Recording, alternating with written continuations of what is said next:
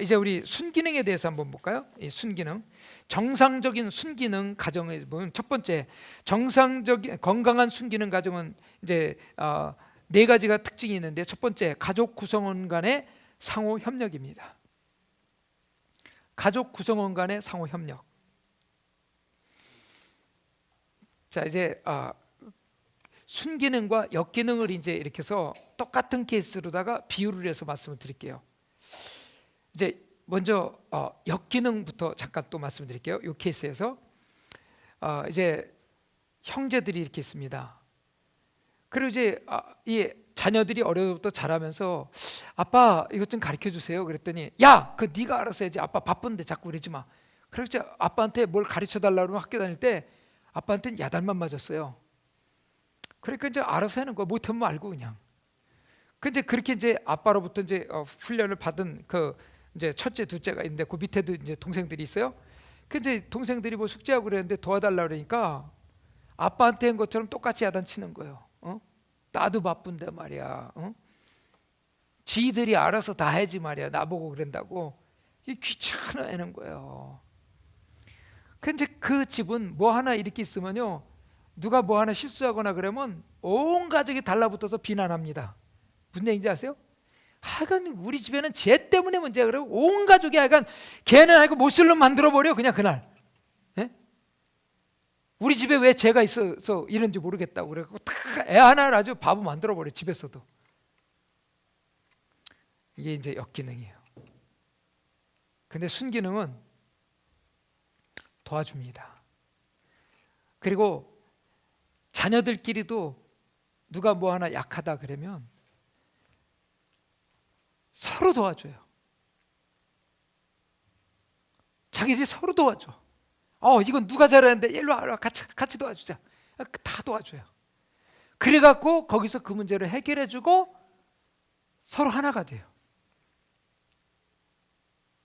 그리고 도와주고 나서 도움 받은 애도 좋고 도움 준 사람도 좋고 너무 행복한 거예요. 그러니까 얘가 이제 학교 갔다가 숙제 못했잖아요. 그럼 친구들이 야, 우리 그룹 짤 때 걱정하지 마, 나 집에 가서 할 거야. 예, 형하고 누나가 다 도와주니까 가서 이제 도움 받으면 되니까. 집에 가면 문제가 해결돼. 집에 가면 걱정할 거 없어. 왜? 협력자들이 집에 있으니까. 만약에 자기들이 못하면 친구들한테라도 연락해갖고 이런 문제 어떻게 이거 푸느냐고 물어봐서라도 그 문제를 해결해 준단 말입니다. 상호 협력. 가족 구성원이 서로 협력해서요, 윈윈하는 거예요. 다 잘 되는 거예요. 자, 두 번째, 무조건적인 사랑이 지배합니다. 자, 이 무조건적인 사랑이 지배하는데, 여기는 서로 사랑으로 관계가 맺어져 있어요. 그래서 조건이 없어. 그래서 서로 도와주거나 그리고 서로 그들이 섬겨줄 때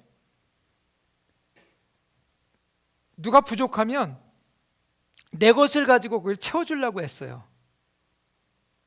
그리고 내가 부족하면 가족들 누군가가 채워주려고 애쓰는 사람들이 있어. 서로 도와줘요. 그래서 세 번째는 상호 지원하는 분위기예요. 이 두 가지 케이스를 한번 같이 또 말씀을 드릴게요. 역기능은요, 자, 누가 이제 한 사람이 아파요. 아픈데 며칠 동안 아팠어. 역기능은 이렇게 얘기합니다. 요즘에 집에 들어가기가 싫어. 왜? 집에 가면 환자 있고 말이야. 그러지 않아도 힘든데, 직장 생활하고 사업하느라고 지금 너무 힘든데 집에 가면 또 환자까지 있어. 집에만 오면 별 재미가 없어. 환자는 거기서 그냥 형제 중에 누구나 부모든지 누가 됐으면 그냥 끙끙 앓는 거야 그냥. 그 따뜻한 말도 안 해줘.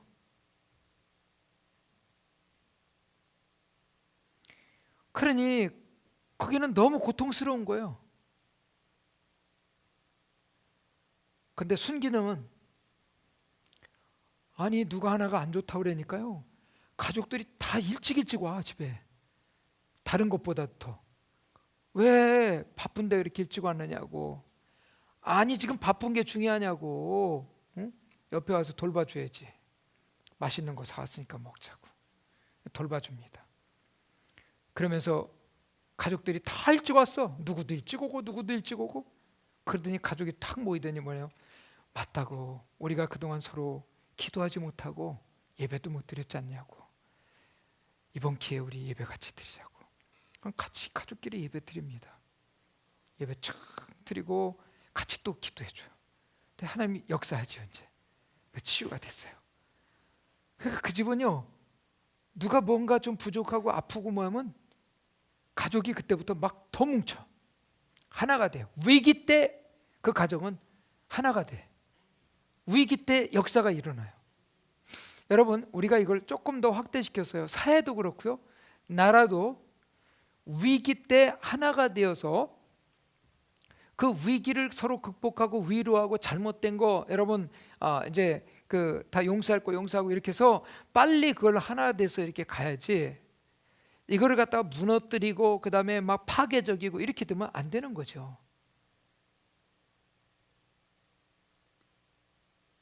그래서 가정이 무너질 때 옆집이나 저쪽 동네에 있는 사람들이 잘못돼 갖고 가정이 절대로 안 무너집니다.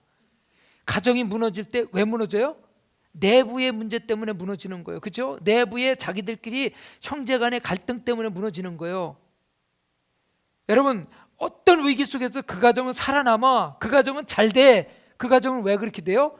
외부에서 도움 많이 받아서? 아닙니다. 자기들이 하나 되어서 서로 조건 없이 사랑하고 서로 상호 지원하는 분위기 속에서 살기 때문에 그런 거예요. 여러분, 나라도 마찬가지예요. 국가도. 이스라엘은요, 한 2000여 년 동안 나라가 없이 살았어. 유리방황했어. 근데 유대인 그러면 어떻게 해요? 사람들은 자기 민족이야.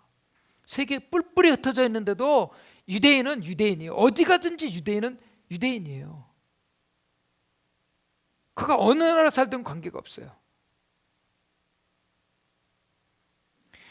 그리고 여러분, 러시아 공산권이 무너지고 난 다음에, 소비에트 공산권이 무너지고 난 다음에 거기에 있던 유대인들이 있어요. 이 유대인들을 갖다가 전부 그 이스라엘로 다 복귀시켰죠.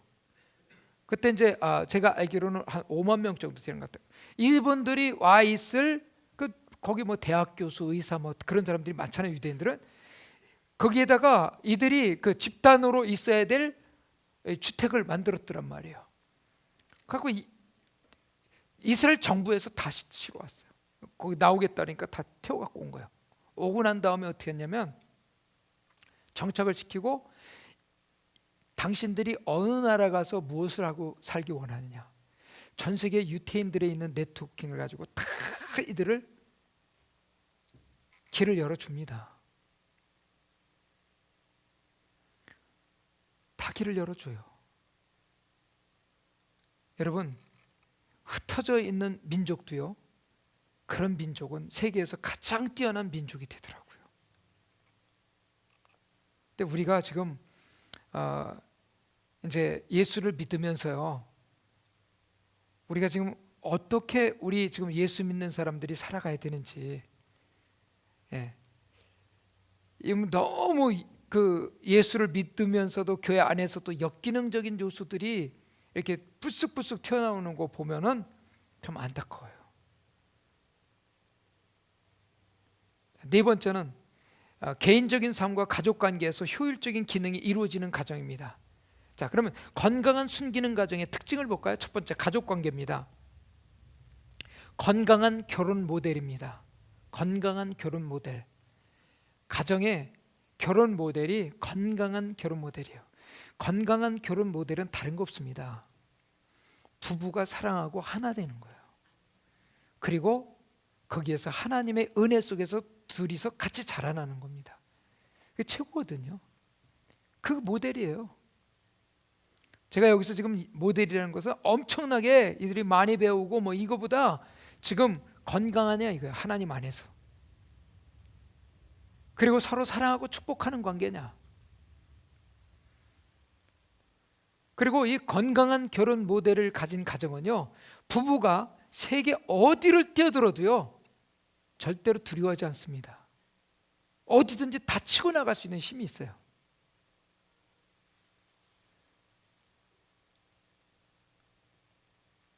저는 예수 믿기 전에 그때도 가족이 같이만 움직인다면 난 세계 어디든지 갈 그런 마음이 있었거든요. 그래 이제 그 미국에 이제 공부하러 가서도 처음에 이제 혼자 갔어요. 혼자 갔는데 가서 공부하면서 거기서 이제 느낀 게 뭐냐면 아내하고 딸만 같이 있다면 내가 뭐든지 다 하겠다는 마음이 딱 오더라고. 그래서 빨리 오라고 그랬어요. 가족이 같이 있기를 원했던 거예요. 가족의 힘이 진짜 굉장히 큰 거예요. 그 지금도 마찬가지입니다. 가족이 어디 움직인다 그러면 나는 어디든지 갈 수 있어요. 어디 가서든지 헤치고 나갈 수 있어요.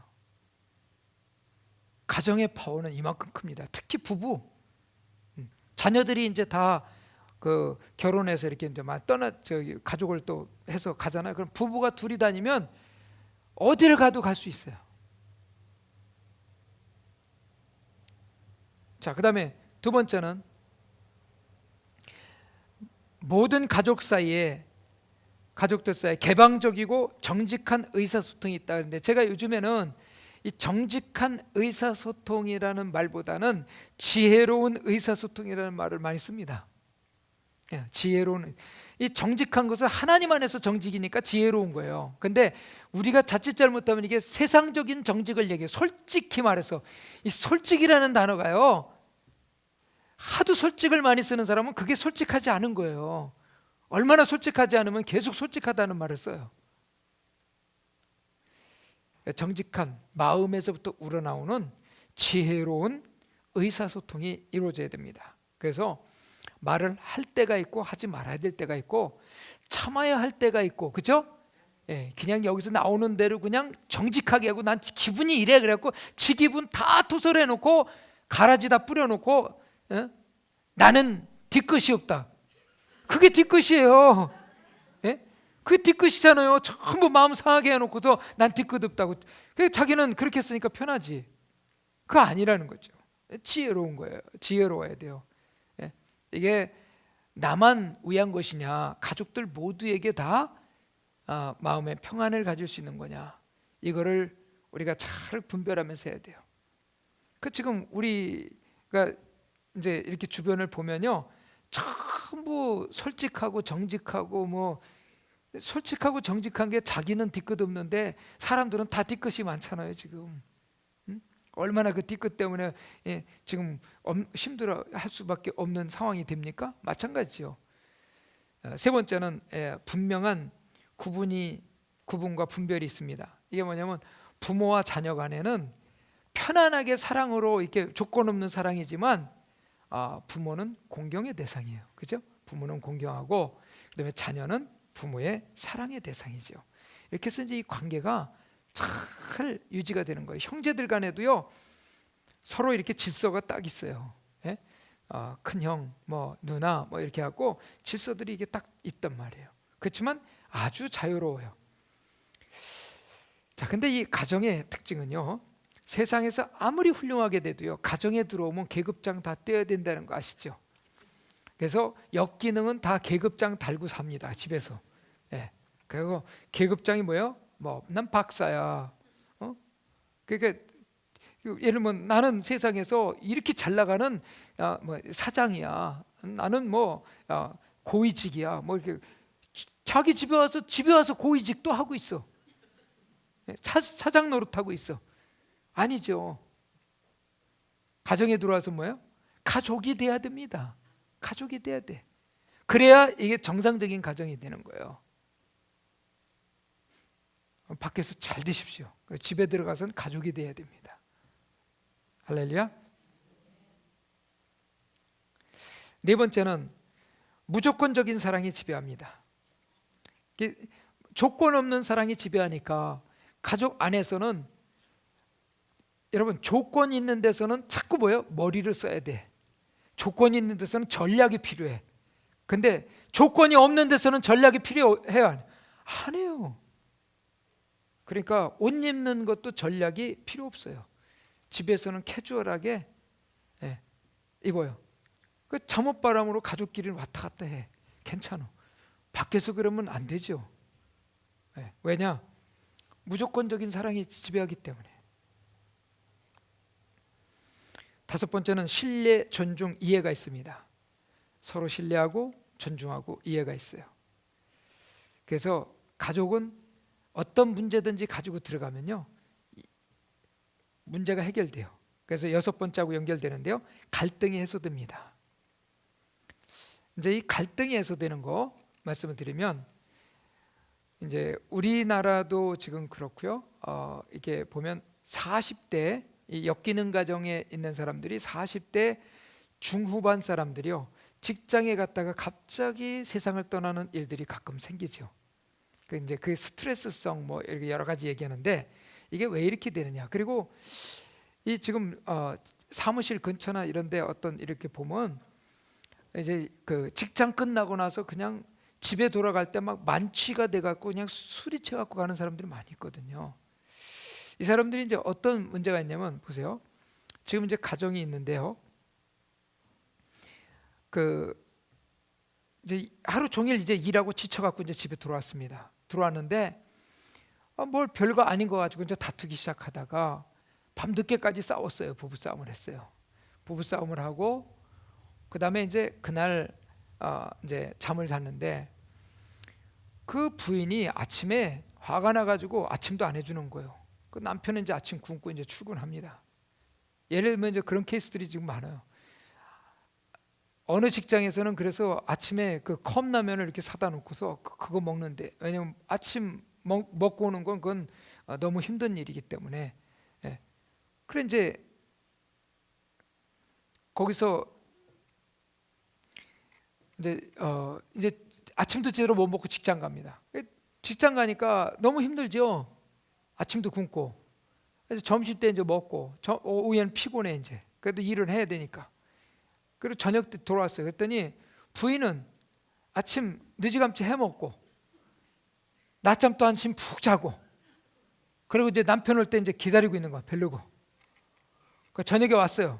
저녁을 먹고 또 싸운 거예요. 어제부터 계속 지속되는 거예요. 남편은 일해지요, 집에 와서는 밤에 싸우지요, 그 다음에 밥도 제대로 못 먹고 얻어먹고 다니면서 이렇게 하니까 그 다음부터 그런 부류의 사람들이 직장에서 서로 건을 자꾸 만들어요 이제. 그래서 집에 안 들어가는 건이죠. 저녁에 저녁 먹는 건을 자꾸 만들어. 그래갖고 이제 뭐 이것저것 이제 같이 몇 사람 어울려서 먹습니다. 그래 술에 취해갖고 집에 들어가면 그날은 안 싸우니까. 그런데 어쩌다 또 한번 정상적인 이제 그 제정신 가지고 들어갔더니 또 이제 문제가 생기는 거예요. 그러니까 이 사람 뭐요? 계속 술 마시는 거예요. 지금 누구의 문제입니까? 둘 다 이제 역기능이니까 문제인 거예요. 근데 제가 지금 간단하게 설명을 드려서 이렇게 지금 여러분들이 이해하지요. 이게 지금 한 1년, 2년 동안의 스토리로다가 이걸 진행이 된다면 사람들은 그걸 모르고 있어요. 저 사람 성격이고 뭐 직장 일이고 다 이렇게 얘기하고 있죠. 근데 여러분, 낮에 그렇게 직장에서 열심히 일했는데요, 피곤할 때 집에 들어가고 싶지. 누가 또 가서 자기 돈 내고 아니면 또 뭐 이렇게 해서 회식하고 술 취해갖고 그래갖고 집에 들어가서 그 다음날 또 피곤하고 말이죠, 무거운 몸 들고, 그리고 직장 가기 원하는 사람이 어디 있습니까? 그 일이 반복되다 보니까 이제 습관이 돼버렸어. 그러다 보니까 나중에 몸 망가지지 다 망가지는 거예요. 근데 애들 망가지죠. 엄마는 또 엄마대로 그러죠. 엄마는 그럼 뭐 합니까? 낮에는 이제 친구들 만나고 어떻게든지 먹는 거리 만드는 거예요. 이제 다 귀찮으니까. 그리고 늦게 들어오면 남편은 왜 늦게 들어올 거니까 애들은 전부 배달시켜 먹으면 되는 거예요. 이제.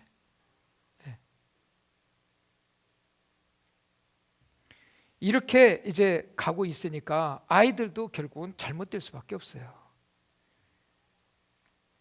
근데 집에 들어오면요, 갈등이 해소돼. 보세요. 공부하다 지쳐서 왔어. 그냥 너무 힘들어갖고 가방 들고 간신히 들어왔는데 엄마가 왔구나. 그래 손만 닦고 와라. 너 위해서 너 좋아하는 거 해놨다. 그랬고 먹고 그래. 근데 어떤 때는 뭐 점수를 좀 제대로 못 받았어. 괜찮아. 그건 아무것도 아니야. 우리 아들 최고야. 우리 딸 최고야. 이러고 있거든요. 그러게 힘나는 거예요.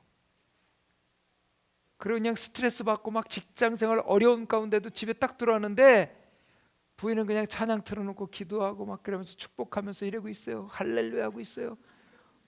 그러니까 직장에서 얼마나 스트레스 뭘 받았는지 모르잖아요. 오늘 어땠어? 너무 힘들었어. 그까진 까먹었다. 당신은 다 이길 수 있다니까. 그 한마디에 그냥 다 날려버리는 거예요. 뭔지 모르는데 뭔 스트레스 받았는지 알지도 못하잖아요. 근데 그까진 거라는데 뭐 부인이 당신은 그까짓 거 일도 아니야 그거. 근데 남자들은 특징이요. 부인이 그까짓 거 당신은 해낼 수 있다 그러면 해내는 줄 믿고 달려가는 게 이게 남자들의 특징이에요. 진짜 그래요. 7번째는 일관성이 있고 모든 일에 예측이 가능합니다. 가족들이 이렇게 스케줄이 있어갖고요. 누가 언제 뭐 있고 이런 것들이 스케줄이 쭉 있어갖고 서로 압니다. 일관성이 있어요. 가족끼리 서로 커뮤니케이션이 잘 되는 거예요. 중요한 일들은 서로 다 나눕니다. 이제 함께 시간을 보냅니다.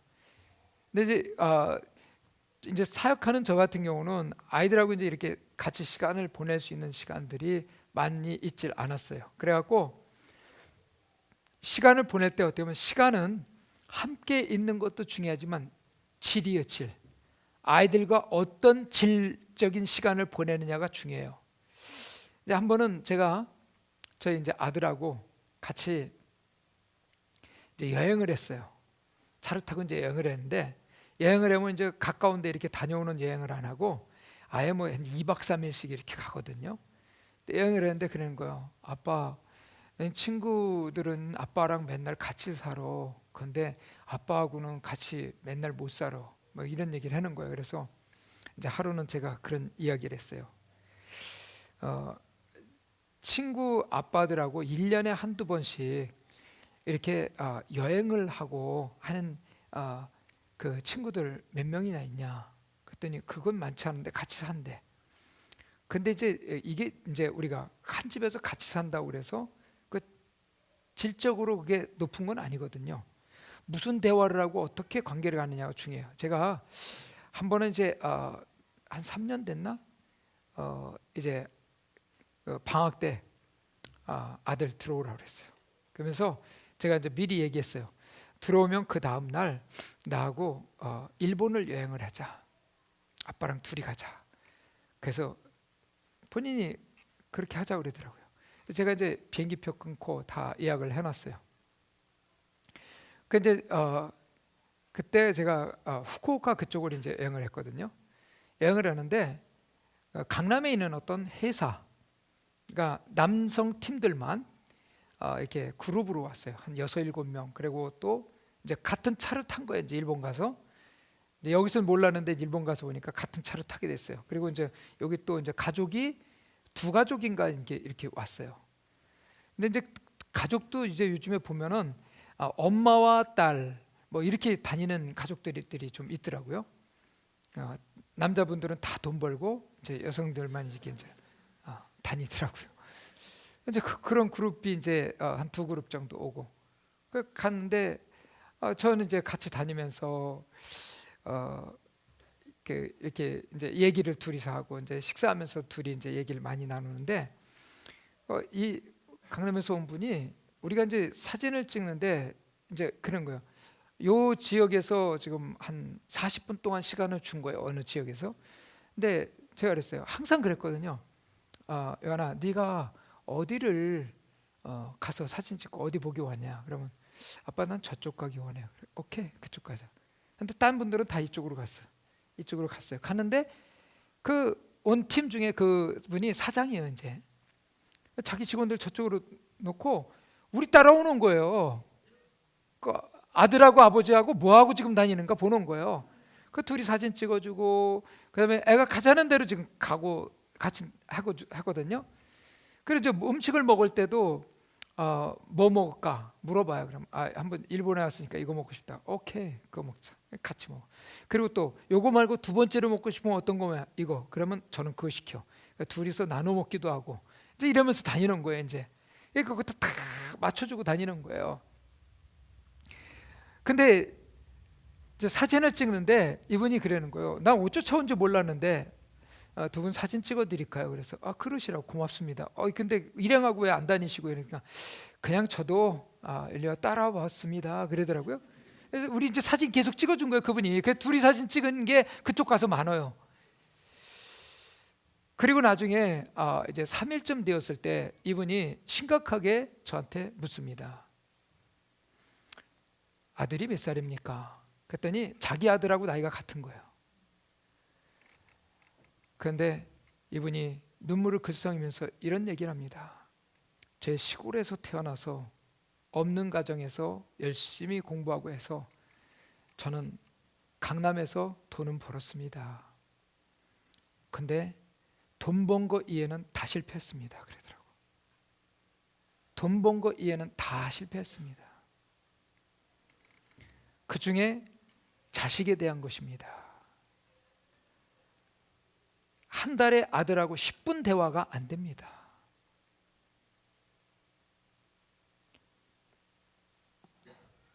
집에 왔냐? 네.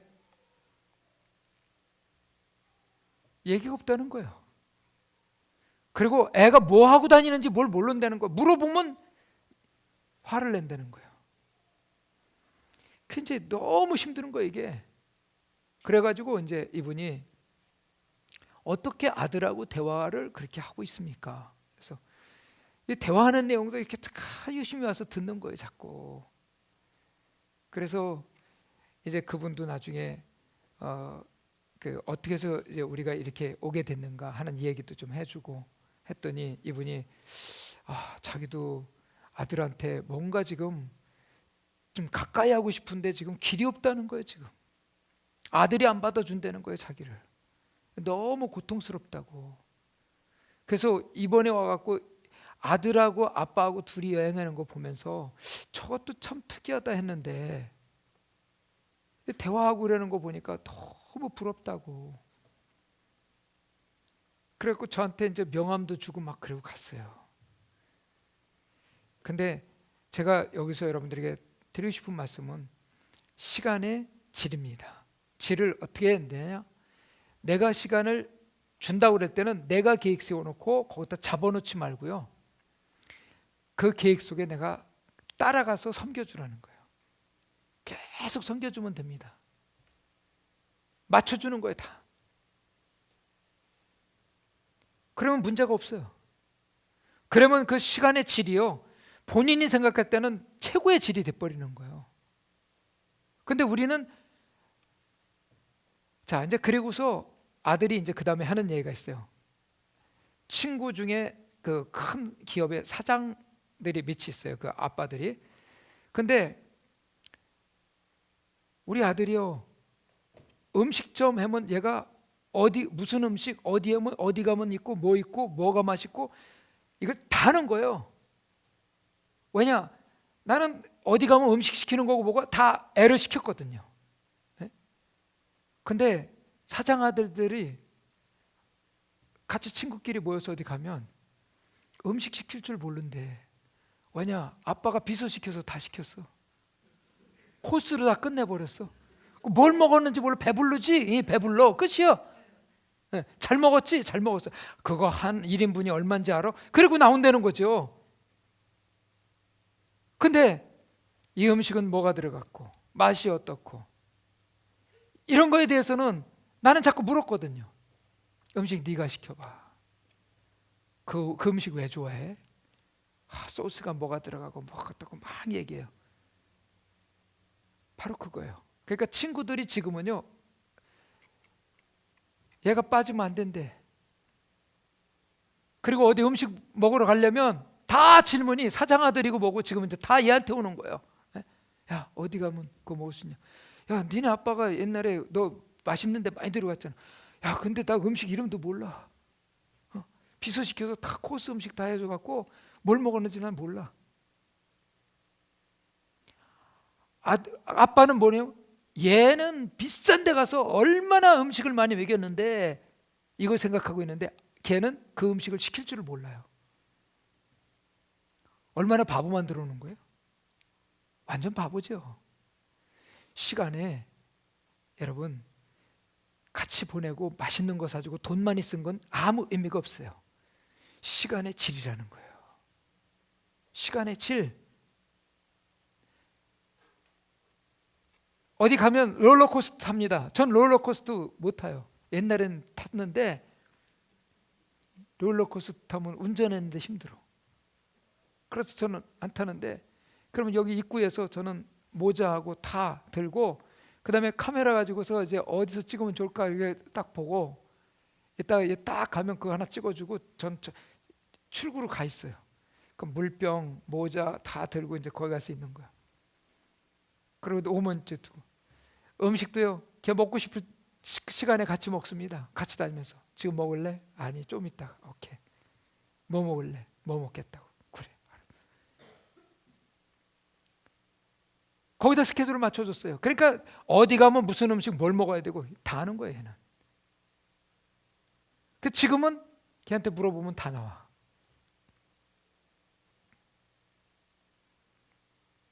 시간에 같이 있는 시간, 같이 그냥 있는 시간 중요하지만요. 더 중요한 거는 시간의 질이라는 사실이에요. 예. 자, 그 다음에 정기적으로 서로의 장점을 확언해 줍니다. 지금도 계속해서 장점을 확언해 줘요. 그리고 매일 제가 하고 있는 게 뭐냐면 세 자녀에게 그날 메시지를 보냅니다. 매일 보내요. 선교지 가서도 보냅니다. 그게 뭐냐? 그날 하루의 메시지예요. 하나님이 주시는 말씀 메시지.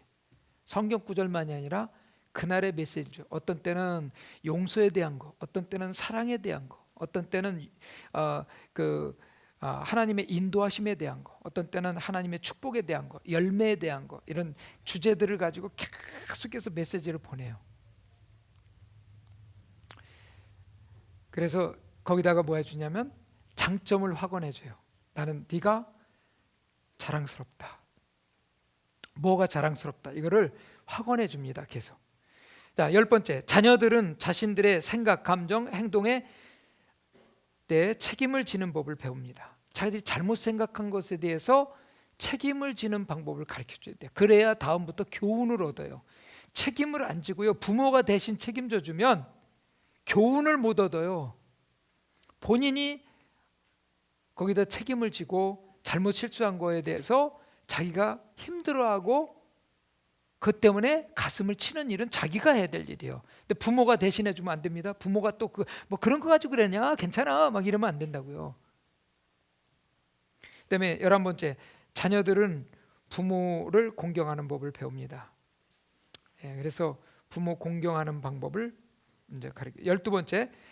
개인의 필요는 전체의 필요를 위해 보류할 수 있는 아량을 갖고 있다는 겁니다. 그래서 부모가요 자녀들로부터 존경을 받을 수 있어야 됩니다. 존경받는 부모를 해야 돼요. 예. 존경받는 부모. 여러분 그렇게 되고 있죠? 예. 그래서 우리 아이들이 이제 공통적으로 쓰는 게 뭐냐면 아빠는 단순한 아빠가 아니라 나의 인생의 최고의 멘토다. 이런 말을 이제 자연스럽게 쓰거든요. 이런 것이 이제 우리에게 필요한 거죠. 자, 그다음에 13번째. 자기 훈련의 모범을 보여주고 실천한다. 예. 이렇게 자기 스스로 노력하고 그러는 모습들을 보여주고, 애들 뭐 공부하라 그러지 말고 엄마 아빠도 공부 같이 하세요. 다른 책이라도 보고 성경 보고 하시란 말이에요. 애들은 말이죠. 공부하라고 그러면서 부모는 맨날 텔레비나 보고 뭐 딴 거 하고 막 그러니까 신문이나 지적 그리고 그러면서 애들한테 공부 열심히 하라고. 그러다 부모들도 책 보는 훈련들이 필요합니다. 14번째. 각각의 가족 구성원들로부터 연합을 향한 헌신이 우러나오기 때문에 하나된 가정은 개개인을 합친 것보다 더 크다. 한 사람 한 사람도 대단한데 합치면 그 파워는 힘은 대단한 거죠. 자, 그리고 이제 두 번째. 순기능 가정의 체계와 역할을 보면 유연성이 있고 새로운 것에 대해 열려 있으므로 변화하고 성장하는 속성이 있습니다. 그러니까 가정이 계속 끊임없이 변화하고 성장합니다. 가족이 성장해야 돼요. 그래서 한 해 한 해 지나면서 가족 전체 모든 게 이제 세상 이야기로는 업그레이드 돼야 됩니다. 계속 업그레이드 되고 있어요. 그래서 몇 년 전보다 지금 너무너무 업그레이드 돼 있어요. 그런 모습들을 볼 수가 있어야 되죠. 두 번째, 외부의 정보나 다른 사람들의 일로 인해 가족 안에서 비난하지 않습니다. 다른 이슈 가지고서 이야기하다가 다투거나 싸우지 않습니다. 남 얘기하다가 여러분 부부싸움하고, 옆집 얘기하다가 부부싸움하고 그러면 안 되죠. 옆집한테 상 받을 것도 아닌데 왜 둘이 경쟁하고 있어요? 그럴 이유 하나도 없잖아요. 그 다음에 세 번째, 가족 비밀을 빛 가운데로 드러내는 자세를 갖습니다. 가족 안에 어두움이 역사할 수 있는 게 있죠. 마음의 어두움, 상처. 이거는 그냥 바로 빛 가운데 와서 그 처리해버려요. 그리고 정리해요. 그 숨기고 그냥 이렇게 덮어주고 나가면 안 돼요. 잘못된 거 죄는 회개하고요, 용서하지 못한 건 용서하고, 그 다음에 나쁜 습관들은 고치면 될 거 아니에요. 그렇죠? 이거를 빛 가운데 드러내란 말입니다. 그래서 이 습관이 좀 잘못됐구나 스스로 깨닫고 빨리 고칠 수 있도록 만들어주는 거죠. 네 번째, 가족 비밀, 파괴적인 행동, 부도덕한 행동, 그다음에 신념 등 이전 세대의 가설들은 새로운 도전을 받아들임으로써 변화되어 갑니다. 예를 들면 이제 과거에 예수 믿기 전에 가훈이 있었어요. 예를 들면 가훈이 있었으면 그거를 성경적인 가훈으로 좀 바꿔주는 것도 좋잖아요, 그렇죠? 예, 그래 바로 그런 내용들이에요. 그래서 어떤 신념, 그러니까 믿음 체계 이런 것들을 성경적인 문구로다가 바꿔주면 되죠. 자, 다섯 번째는 가정의 규칙은 건강합니다. 그래서 건강한 태도, 건강한 역할, 그다음에 적절한 행동, 개방적이고 솔직한 의사소통, 일관성 있고 공정한 징계가 있습니다. 잘못했을 때는 또 책망도 해요. 예. 근데 책망인데 어떻게 했냐? 잘못했다고 그걸 갖다 비난하는 것이 아니라 어떻게 했냐? 사랑으로 책망합니다. 지혜롭게 책망해요. 그래서 책망하기 전에 뭐 해야 되냐? 기도하는 거예요. 자녀들 책망할 때요, 그냥 직선적으로 하지 말고 기도하세요. 그래갖고 여기서 지혜로운 말을 해줘갖고 아이들한테 지혜를 줄 수 있게끔. 지혜라는 거 뭐예요? 실수한 것을 깨닫고 다음부터 같은 실수를 하지 않도록 교훈을 삼을 수 있도록 만들어주라는 거죠. 그래서 부모가 그냥 단순하게 잘못됐다 지적하는 게 아니라 이런 잘못은 이렇게 했으면 좋았었을 뻔했는데 이게 더 옳은 일이었는데 네가 이렇게 해서 실수했다. 그래서 다음부터 이런 실수하지 않도록 하려면 어떻게 해야 되는가? 이거를 자세하게 구체적으로 얘기해 주는 거예요. 자, 그다음에 여섯 번째, 자녀들의 개별성을 존중하며 가족 역할은 엄격하지도 않고 분명하게 정해져 있습니다. 가정은 엄격하진 않습니다. 그렇지만 이제 지킬 거는 또 가족 안에서 잘 지켜나가는 거죠. 그다음에 일곱 번째, 주님을 경외하는 가운데 자녀를 양육하는 것과 그들의 개별성을 존중하는 것 사이에 균형을 이룹니다. 그래서 양육과 그다음에 개별 존중에 대해서 균형을 이룬다는 것은 아이들을 먹이고 그다음에 입히고 학교 보내고 교육시키고 그 내용도 중요하지만 그 한 사람 한 사람이 얼마나 소중한 존재인가, 그리고 그 소중한 존재를 하나님께서 얼마나 축복하기를 원하시는가, 하나님과 연관지어서 이제 인도하는 것이요. 그다음에 자녀들에게 보장되는 5가지 자유가 있습니다. 이거는 방종한 것은 아닙니다. 방종하는 건 아니에요. 첫 번째, 보고 들을 자유. 근데 이제 보고 듣는 거에 대해서요, 그건 자유롭게 많이 들을 수 있도록 하는 게 좋아요. 근데 이제 너무 이상한 거, 잘못된 거를 얘기하는 건 아니죠. 그다음에 두 번째는 생각할 자유입니다. 예, 생각. 우리 이제 생각할 자유가 우리는 너무 이렇게 제한을 많이 시키는 경우가 있어요. 생각할 자유. 너무 기발한 생각. 도저히 이건 뭐 애로서는 어떻게 그런 생각을 했을까? 그런 생각 아이디어를 탁 던지면 부모가 야, 너 참 대단하다. 어떻게 그런 생각을 했냐. 그리고 칭찬해주고 오히려 격려해줘야 되는데 야, 쓸데없는 생각하지 말고 가서 공부나 열심히 해. 이렇게 버리면 안 되는 거죠. 우린 대개 보면 이제 그런 식으로 아이들한테 얘기할 때가 많죠. 그 다음에 느낄 자유입니다. 세 번째, 느낄 자유. 어떤 때는 저게 울 일이 아닌데 울고 있어. 웃을 일이 아닌데 웃고 있어. 슬퍼할 일이 아닌데 슬퍼하고 있어. 그래서 한 번은 제가 이제 그 큰아이가 어렸을 때 별거 아닌 것 같고 이렇게 우는 거예요. 그때 내가 너무 실수를 했어요. 야, 그런 거 가지고 울면 되냐? 자꾸 울고 질질 짜지 마. 뭐 그랬거든요. 근데 그게 너무 실수를 한 거예요. 애는 야단 맞은 거죠. 아, 그게 그렇게 슬프냐? 이제 친구의 일이었는데 그 얘기를 하면서 우는 거예요. 아, 그래, 네가 친구 입장에서 울어줄 수 있다는 게 참 너 좋은 친구로구나. 이렇게 해서 내가 얘기를 해줬어야 되는데, 예? 남 얘기 가지고 이렇게 운다고 뭐라고 얘기했거든요, 제가. 이게 이제 느낄 자유, 이걸 줘야 감성이 풍부해져요. 그다음에 욕구를 가질 자유. 예, 욕구, 이거는 본인이 잘할 수 있는 거, 좋아하는 일, 그리고 행복할 수 있는 일을 갖다가 추구할 때 그거를 갖다 잘 밀어줘야 된다고요. 타락하고 잘못된 일 아니면 그걸 잘 할 수 있도록 해주는 게 좋죠. 그 다음에 자신의 사명을 추구할 자유. 그런데 부모의 사명을 추구할 자유는 없습니다. 자신의 사명입니다. 부모가 원하는 것을 사명으로 알고 가면은 자녀는 불행해집니다. 이거는 자신의 사명이 있어요. 각자의 사명이 있어요. 예? 그 사명을 잘 감당할 수 있어야 돼요. 자, 그다음 보시면 하나님을 믿고 그분의 사랑을 받아 자신의 신분이 하나님의 자녀로 바뀐 것을 알게 될 때 역기능은 침체와 파괴적인 결과를 가져오는 것이 아니라 오히려 미래를 향한 발전의 기회가 될 수 있다.